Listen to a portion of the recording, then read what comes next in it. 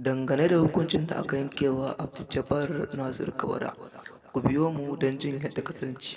Allah muna so wannan ne farkon zuwan ku wannan tasha, ka danna mana subscribe sannan ka danna mana alamar ƙararrawa da zarar mun ɗora mun gode. A yau ne Laraba 15 ga watan Disamba aka yankewa Abdul Nasir Kabara hukuncin kisa ta hanyar rataya a babban kotun musuluncin addini tare da alƙali Yola. A yau dai an yanke wa Abdul hukuncin kisa sakamakon ɓatanci da ya yi ga shugaba Annabi Muhammadu sallallahu alaihi wasallama, ɗan gatan Allah. Wannan lamari ne babba kuma da ya dace kotu ta yi tun a kwanakin baya amma ba su samu damar yi ba.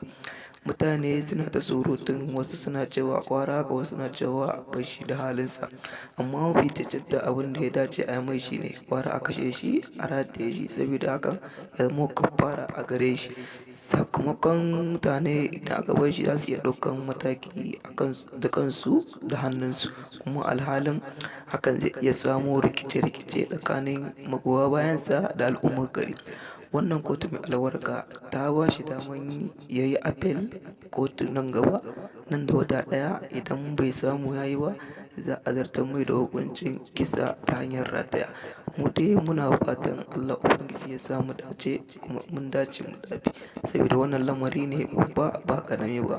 Duk wanda ya taɓa shugaban mu Annabi Muhammadu sallallahu alaihi wasallam hukuncin kisa ya rataya a kansa.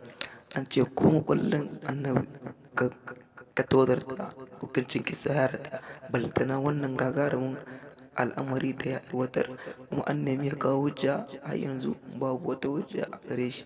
Don haka wannan laifi da ake tuhumarsa, mutane na cewa da alƙali da kotu suna cewa ya yi, sabida haka kotu ta yanke mai hukuncin kisa ta hanyar rataya.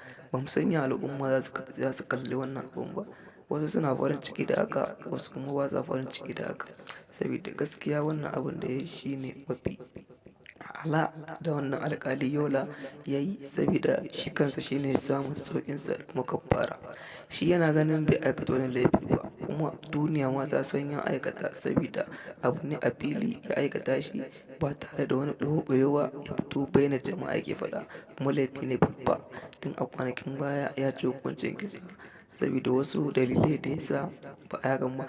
A yanzu a haka ana jiran sa hannun mai girma gwamnan jihar Kano, Dr. Abdullahi Umar Ganduje, da ya sa hannu tare da amincewar cewa za a yanke mai hukuncin kisa. Ku biyo mu don jin yadda ta kasance. Ganduje zai sa hannun ko ba zai sa ba.